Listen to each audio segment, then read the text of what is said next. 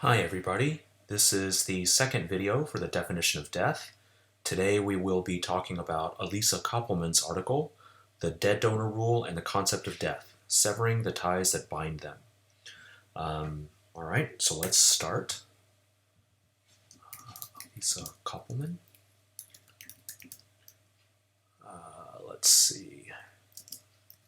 The Dead Donor Rule and the Concept of Death.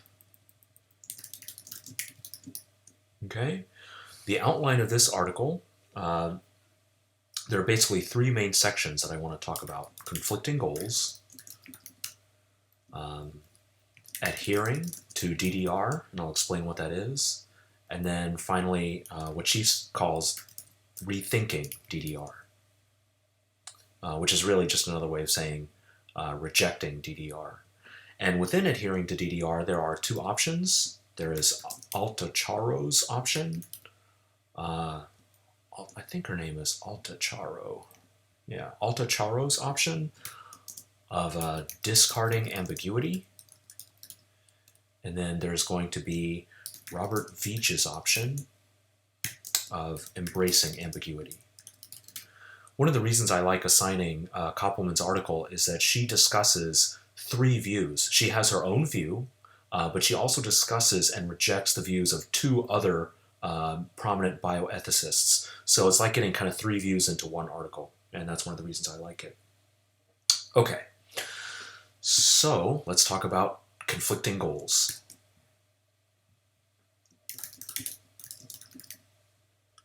All right. So I really like how Koppelman sets up this debate about the definition of death. She says, EK for Elysa Koppelman. She says the debate about the definition of death is really one of conflicting goals. There's a deontological goal versus a utilitarian goal. Okay, and these are, of course, theories that we have learned about. In the, I guess, second week of our class, we learned what deontology is and what utilitarianism is. So if you remember, utilitarian goal, remember what utilitarianism says? If we were in class, I would pause and ask someone to remind us what utilitarianism is. Utilitarianism, remember, says that your goal, if you're going to be ethical, is to maximize utility or maximize good consequences. Maximize good consequences.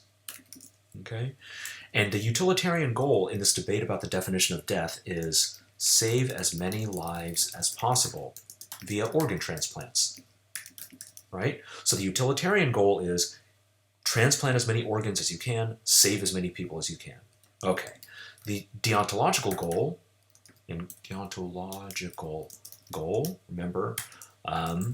remember what deontology says? It says follow the moral rules, okay?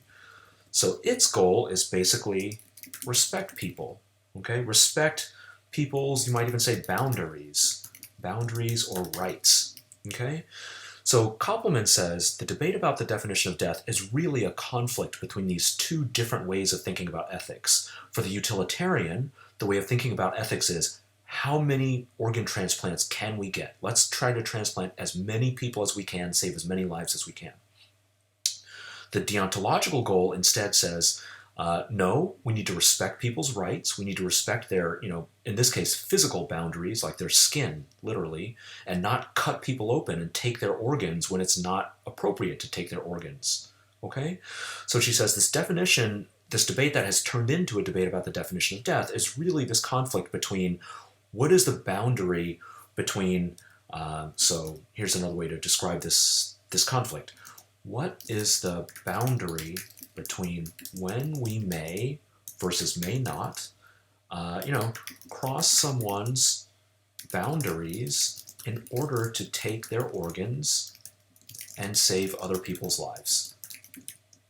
Okay, so this is a way of putting this question that kind of sharpens this way of thinking about the issue, that there's a deontological way of answering this question. We need to respect people's boundaries and their rights. And a utilitarian way, no, we need to transplant as many organs as we can.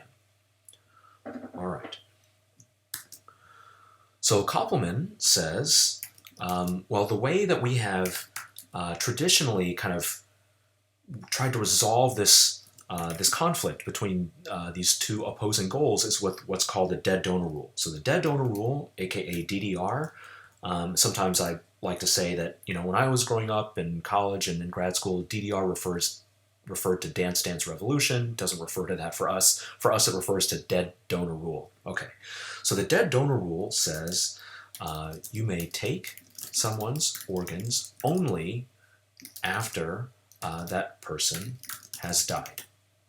Okay, and maybe it's something like, we could add in here vital organs like their heart, but even, it applies even to organs like the kidneys. If I want you to have my kidneys at a certain time, then that would be okay, but you have to have died first before I can take your kidneys. Of course, you can voluntarily consent to have your kidneys taken at some other time, but that's not what we're talking about here. What we're talking about here is like, I say on my driver's license that I want to be an organ donor. You can take my organs, but you gotta wait until I die first, and then you can take them. Okay? So this is, according to Koppelman, the traditional principle or rule that is used to kind of mediate these conflicting goals, of the utilitarian and the deontologist. Okay? Because remember, start with the utilitarian. The utilitarian says we want to take as many organs as possible. The deontologist says, no, wait, you have to respect people's boundaries. Okay? So the way you try to kind of have your cake and eat it too, kind of satisfy both the utilitarian and the deontologist, is you say, oh, death. Death is the boundary where, so DDR says death is the boundary at which you may permissibly take organs. Okay? So once they're dead, take as many organs as you want. But you gotta wait until death. That's the so take as many organs as you want. That's the utilitarian perspective. But you gotta wait until after death. That's the deontological perspective. Okay? The dead donor rule. All right. The problem is, as we have seen from our last session, there's no consensus about when exactly we die, right? Is it cardiac respiratory failure? Is it whole brain death? Is it higher brain death? There's no consensus about when exactly we die. And so if we use the dead donor rule, we have to kind of resolve this conceptual issue about when exactly it is that we die. Okay? So Koppelman, though, wants to kind of, in a way, think outside the box. She wants to say, well, maybe what's going wrong is, in fact, this entire dead donor rule. Maybe what we need to do is to rethink the dead donor rule. Okay, and that's the position she's going to come to by the end of her article. But before she gets there, she wants to consider two ways of trying to save or salvage the dead donor rule. Okay, so in a way, her article is a little bit like Goldilocks and the Three Bears. So Goldilocks, finds the abandoned house with 3 bowls of porridge, the papa, mama, and the little baby bear, whatever. She eats the one porridge, it's too hot. She eats the second porridge, it's too cold. But the third porridge is just right, the third bowl of porridge, all right? So Koppelman's article is a little bit like that. She's going to consider two ways of trying to salvage the dead donor rule. She's going to say one is too hot, the other is too cold. And then finally, she's going to say maybe we should just rethink and abandon the dead donor rule, and that's going to turn out to be just right. Okay. So, adhere to DDR. This is option number 1. Right? And then option number 2, by the end of the lecture, will be abandoning DDR. Okay. So this way of thinking, adhering to DDR, Koppelman discusses the views of 2 prominent bioethicists. So there is, I think, Charo, okay, and Robert Veatch. And they both have their own different ways of adhering to DDR, and they both have they both acknowledge that the definition of death, or death itself, the word, is ambiguous. So they say death, maybe I should put death is ambiguous, okay? And it's controversial, the boundary between life and death is controversial, okay? Charo and Veatch Veatch, and I think everyone who works in this area, if they're being honest, admits that this is a controversial area. When exactly we die. Okay. Charo's view is that we should discard ambiguity. Okay, and Veatch's view is in a way that we should embrace ambiguity. Okay. And one way you can think about the two different options between the choice between Charo and Veatch is this, this challenge that Koppelman talks about in her article, where she says there were these doctors who, I guess this is the early days of the internet, they went onto one of these discussion forums, like a Usenet or something for doctors, and there was a doctor who posted a question there for other doctors, and I think he was a critical care doctor, so as a critical care doctor he dealt with a lot of people who were, brain dead or close to brain dead or, had massive strokes and so on. And so the question that the doctor asked was basically this. What do you tell a patient's family when the patient has brain death, higher brain death, whole brain death, etc., something like that, all right? So, well, I guess the sharpest version of the question is just focusing on whole brain death. Ignore higher brain death, because the sharpest version of the question focuses on whole brain death, because that is the received definition of death. Okay. And apparently in this discussion forum, there were basically, kind of simplifying a little bit, there were basically two camps of responses. One camp that said, hey, when you, the doctor, who knows all this technical jargon and so on, knows all the scientific details, when you go talk to the patient's family, skip all those details. Just say, grandma's dead, or whatever. Don't say, she actually has this condition, it's called whole brain death, it means the brainstem and the cortex and these things and those. No, just skip all those details, just say grandma's dead. That was one camp, okay? The other camp said, no, you have to go into the details. You have to explain to the patient's family what's actually happening in all its gory detail, okay? And those two camps are represented by Charo and Veatch. So Charo said, basically, skip the details, okay?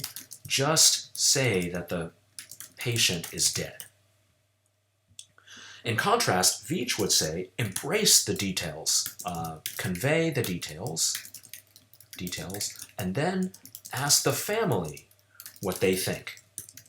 Okay, so we'll go over each of these two views in turn. We're going to talk about Charo's view first, why or how Charo tries to defend it, and then what Koppelman's criticisms of it are, and then we'll talk about Veatch's view, how he tries to defend it, and what Koppelman's criticisms of it are.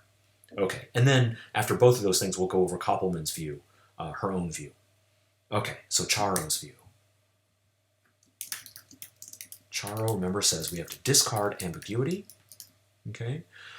Charo says the definition of death. So Alta Charo, she is a legal scholar, so she has a legal background and she's a bioethicist. She says treating whole brain death as the definition of death is what she calls a legal fiction. A legal fiction, okay? And so she, Koppelman, discusses another example of a legal fiction. Another example of legal fiction. Okay.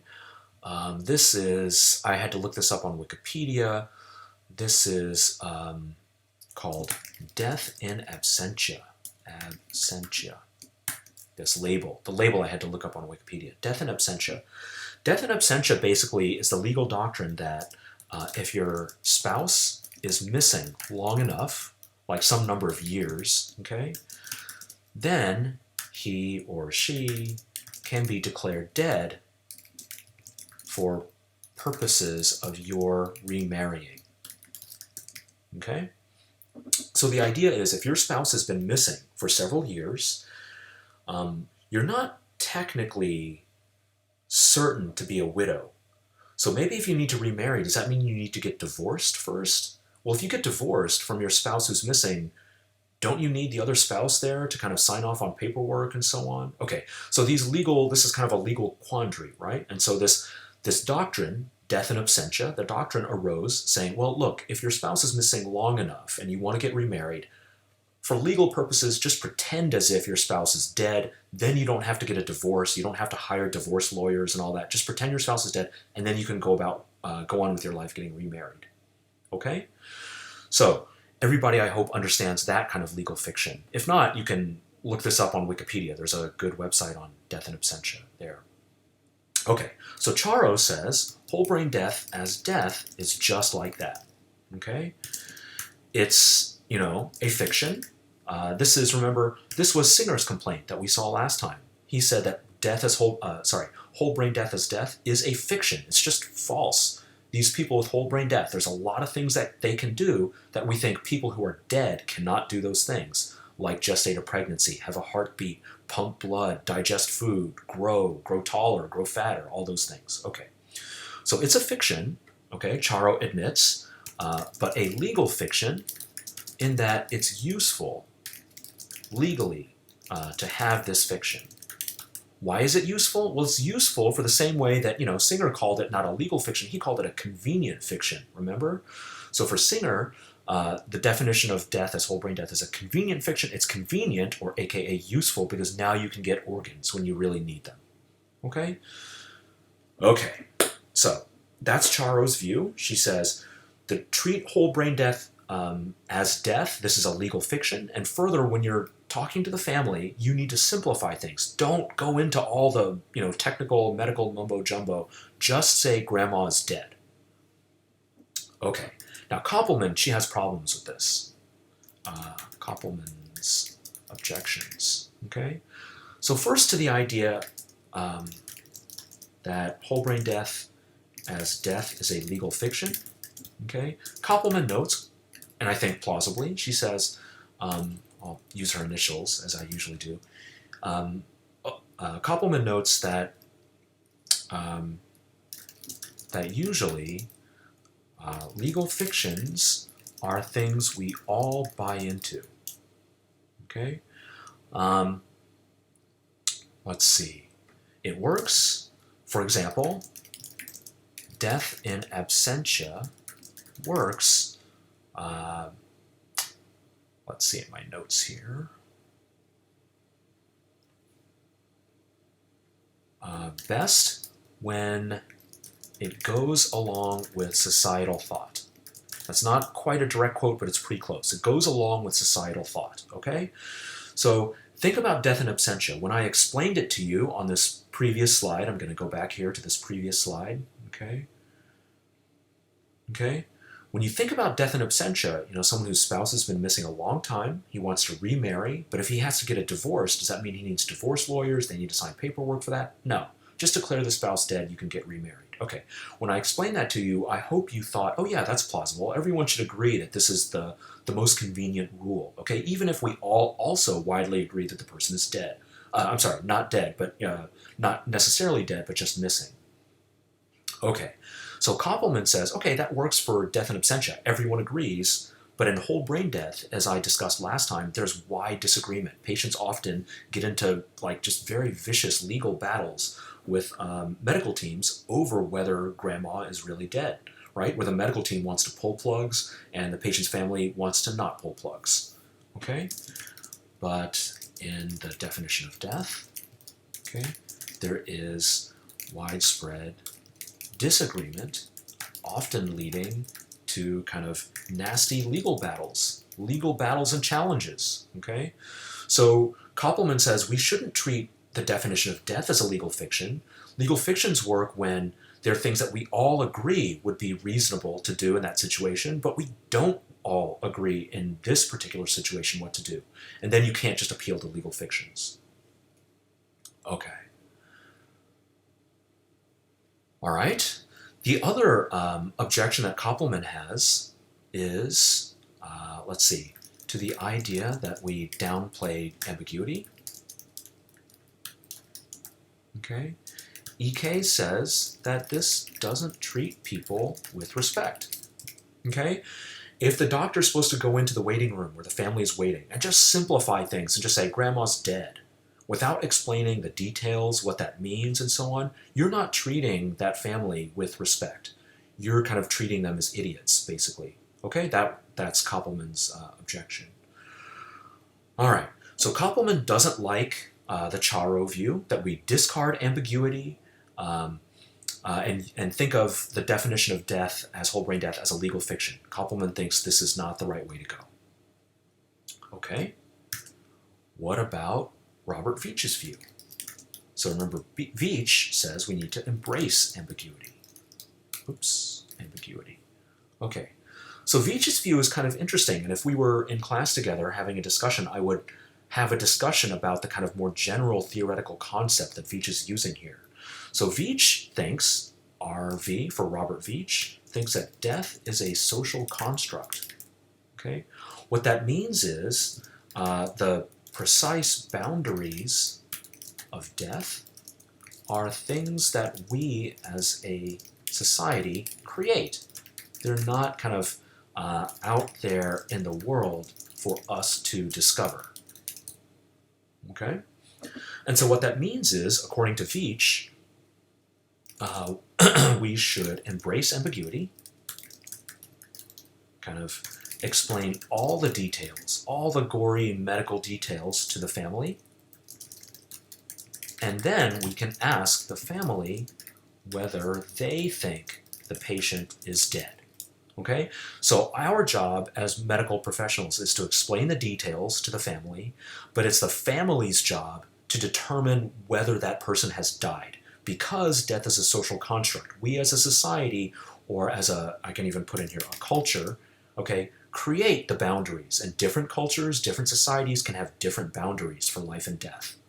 Okay? All right, so death is a social construct. All right, so Koppelman also does not like this view. Koppelman's criticisms of Veatch. Okay. So one of the first things she says, she has two criticisms, as with Charo's view. The first criticism is she says, EK, surely there must be some limits to the definitions that different people and cultures can give. Okay? Maybe an example of this might be, suppose there's like a family of, say, marathon runners. Everybody in the family runs tons of marathons. They love running marathons. This is like how they identify themselves, how they get kind of personal meaning and value in their lives. Okay. And then one person in the family, suppose, gets into an accident and becomes paraplegic, now can no longer run, is confined to a wheelchair. Okay? And maybe the rest of the family thinks, oh my God, he's as good as dead. Like, he's just dead. There's no point in continuing his life. All right? Koppelman might say, well, it would be completely wildly implausible to consider this guy dead just because he no longer has legs. Okay? So there have to be some kind of limits to the definitions that different people and different cultures can give. Okay?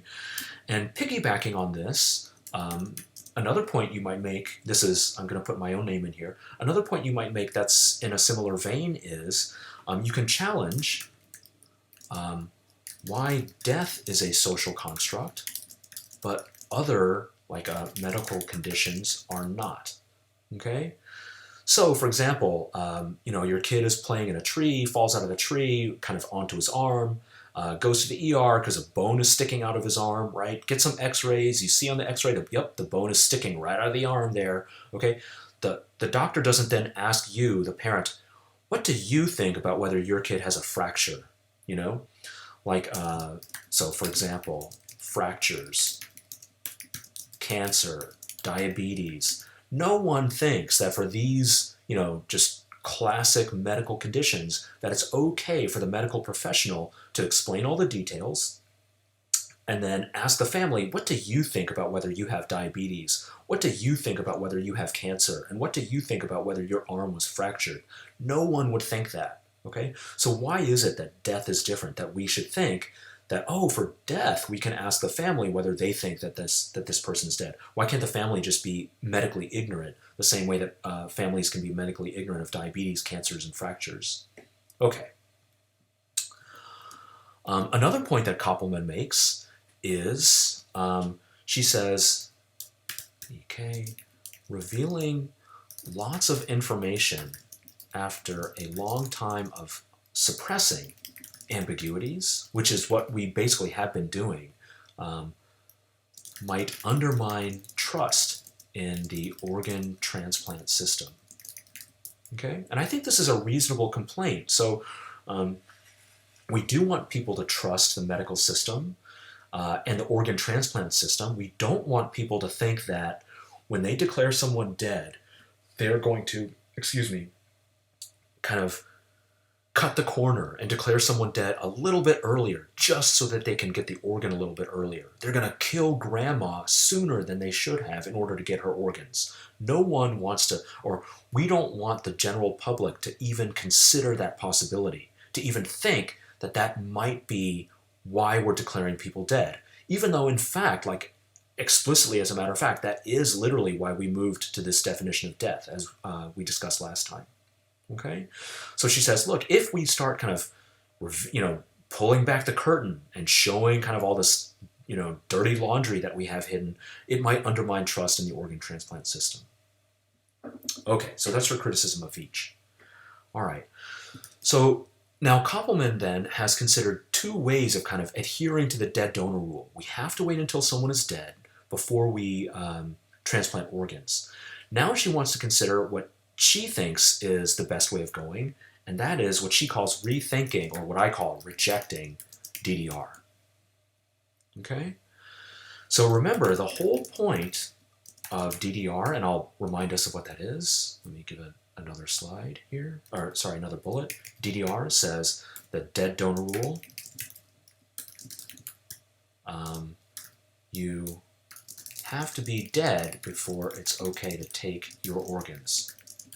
Unless you consent to have them taken out first, right? Okay, but except for this exception, if you just, on your driver's license say that you want to be an organ donor, you have to be dead before those organs can be taken out. Okay, so the whole point of the dead donor rule was to respect persons, okay? Respect our rights and respect our personal boundaries, okay? But Koppelman wants to say, but the boundary between life and death is not also the boundary between when you can and can no longer be disrespected. Okay? In other words, you can be disrespected or harmed, however you want to talk about it, even after death. Okay? So this is the next thing I want to talk about just a little bit. We'll talk about this just a little bit. Posthumous harm. Okay, posthumous means after death. That's what this means, posthumous harm. Okay? So Koppelman wants to say it's possible to be harmed, or again, disrespected after death. Now, again, if we were in a live class, I would pause here and ask for discussion of what we think of this idea, that it's possibly to be harmed or disrespected after death. Okay, let me try to give you some examples, okay? So I am a philosopher, and I teach you all, and I try to publish research, and I hope my research is good, I hope my teaching is good. Suppose what happens is, example, researcher whose work is discredited after death. Okay, so here's a researcher who's published a lot of research during his lifetime. Everyone thinks his research is great, but suppose after he dies, people start to find flaws in his research. They start to think, oh, what he did is actually just not that great after all. Okay, it seems like maybe intuitively that sucks for him. It sucks for him even though it happened after his death, even though he's never going to find out about it, Like at the moment he died, he was happy because he thought he just made this great research contribution to the world, okay? Or, similarly, an artist whose work is admired before death and then trashed after death, right? Yeah, okay. So posthumous harm. Another example that I've sometimes given, and this is an example that I pull from a PBS show on World War II, the Ken Burns documentary on World War II. He had this interview with a GI in World War II, American GI, who was fighting in the Pacific. He was fighting against the Japanese, and when he first got to these islands, like, off Japan, on one of the first missions he did, he was going out to explore after a battle. And what happened was some American soldiers had died during the battle, and they were walking around trying to find all the corpses of these American soldiers. But the Japanese soldiers had gotten to these corpses first. Okay? Japanese soldiers had gotten to these American soldier corpses first, and they propped up these corpses against trees, and they had cut off their penises and shoved them into their mouths. Okay? So cut off the penises of American GI corpses and put those penises into their mouths. Now, presumably this happened after they died. They were riddled with bullets also, so you would think the bullets killed them first, and then after they died, they cut off their penises and put them in their mouths. Okay, so just assume that's how it happened. Okay, is that bad, do you think? Do you think, like, this disrespects those American GIs? That this is a way of disrespecting those people even after they died? Okay, or do you think, maybe you want to be hard-nosed about this? Maybe you want to say, no, they're dead. Nothing can disrespect them now. Okay, anyway, Koppelman takes a position on this. She thinks it's possible to be harmed after you're dead. It's possible to be disrespected after you're dead. It's possible for your body to be disrespected after you're dead. Okay, so if we go back to this previous slide here, okay, remember the whole point of the dead donor rule was to respect persons. The idea was death was supposed to be the boundary at which you can no longer disrespect someone after death. Okay, but Koppelman says that's not true. You can be disrespected even after death. Okay, you can be disrespected even after death. Okay, so what to do? Okay, so remember, Koppelman's view is you can be disrespected even after death. So the dead donor rule doesn't serve its primary function, which is to, protect people's rights and respect. Okay, because you can be disrespected after death. So what should we do then? Okay, so here's Koppelman's proposal. Okay, the definition of death simply doesn't matter. This debate that we've been having, when exactly do you die? Higher brain death, whole brain death, cardiac respiratory failure? The answer to that is irrelevant, okay, for the purposes of organ transplant. Instead, what matters for the question of when we may transplant organs is, are we respecting this person's, wishes and rights? Okay? So, for example, here's what Koppelman might say. If a person says, like literally explicitly, someone who's an expert on these matters, just like we are in this class now that we've taken this unit, if a person says, you can take out my organs after whole brain death, okay, then you may do that.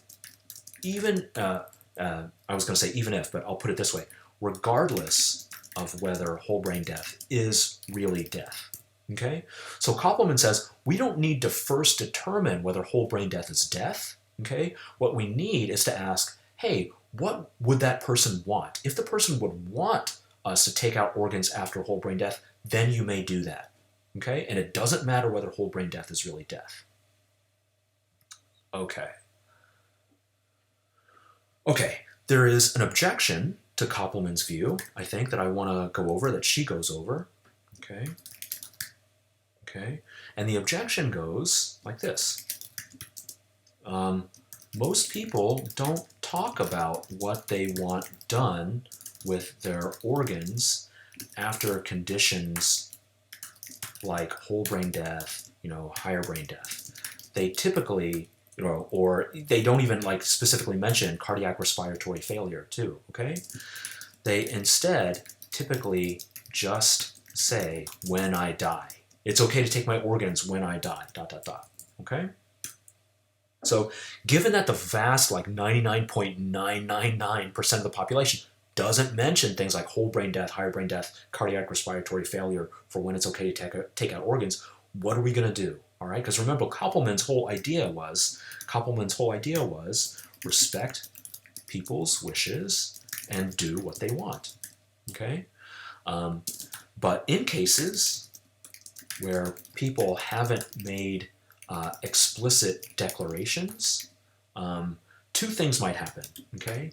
A, you might be able to infer what to do based on other things they say, okay? And an example of that is, for example, if a person says, take my organs when I die, and that person also says, further, when I have whole brain death, pull the plug, okay? Then I think it's safe to conclude you may take organs at whole brain death. So they haven't literally said, take my organs at whole brain death. Instead, what they literally said was, take my organs when I die, okay? But then they also, as some people do, they have an advanced directive. They say, when I have whole brain death, just pull the plug. All right, let me die at that moment, if I'm not already dead, depending on what your definition of death is. Okay, so if a person says both these things, we can kind of put two and two together to say, okay, whole brain death is a boundary at which it's okay to take this person's organs, okay? All right, so that's one possibility. But then the other possibility is in current society, where the default is not to take organs, you know, err on the side of caution and don't take the organs. Okay, maybe in a future society with a different default, you may take organs, but we're not there yet. Okay, so she explicitly addresses this objection that, hey, wait a minute, Koppelman, you're asking people to make very, very specific and detailed medical decisions that most people are just completely unaware of. You know, whole brain death, higher brain death, and so on, okay? And she says, first of all, well, sometimes you can piece together what they might want to do based on things like their advanced directives. And then second of all, she says, okay, you're kind of right. In our contemporary current society, if they don't say anything, the safest action is just not to take those organs until you reach, you know, all the way to CRF, okay? Okay, so another way of thinking about Koppelman is to think about how she would answer some of the questions on this chart. So remember, we had these from last time, we had 3 questions and how these questions were answered before 1968, before Harvard, and before Singer. So I'm going to pause this video so I can mess with this chart and get a 4th column for Koppelman, and I'll come back and edit it. Okay, I'm back. I've edited the chart, the table, sorry, to have 1 extra column. And I've also, I apologize, had to shrink the font so that I can fit everything in here. Okay, so we've seen, this is, I guess, kind of a good review. Before 1968, we used the traditional definition of death. We said because of the sanctity of human life, we may never intentionally end a life. And when may we take organs? It has to be at death. This is the dead donor rule. The dead donor rule says we may take organs only after death. Okay. Harvard comes along, they change the scientific question, the answer to the scientific question, to say the answer to when we die is whole brain death, but they leave the answer to the 2 ethical questions, when may we end a human life and when may we take organs, to the same as it was before. Never, because of the sanctity of human life, and at death. Okay? Singer comes along, he says, no, we actually die at, you know, heart, lungs failure. Okay? When may we end a life? He says when it's no further value, which means whole brain death and also higher brain death. And maybe even things like advanced dementia, as I mentioned last time. When may we take organs? Same answer as the previous cell in the same column, no further value to the life. Okay, now we have room to see what Koppelman says. When do we die, according to Koppelman? Answer to this, trick question, doesn't matter. Okay, for purposes of organ transplant, the answer to this question is just completely irrelevant for when we may harvest organs. When may we end a life? Okay, for Koppelman, it's when the person says it's okay. So we have to respect that person's wishes. When the person says it's okay, then it's okay, but not before. Okay? When may we take organs? And again, we're going to just borrow from the second cell in this column to the bottom cell in the column. We're going to say when the person says it's okay. All right? So Singer, he likes this kind of objective way of thinking about when is, you know, the life of no further value to this person. Koppelman says, well, really, it's a subjective decision. It's really up to that person when that person says it's okay. All right, So now we've seen the views on the definition of death of Peter Singer, Elysa Koppelman, and a couple of other philosophers actually, Charo and Robert Veatch. Thank you.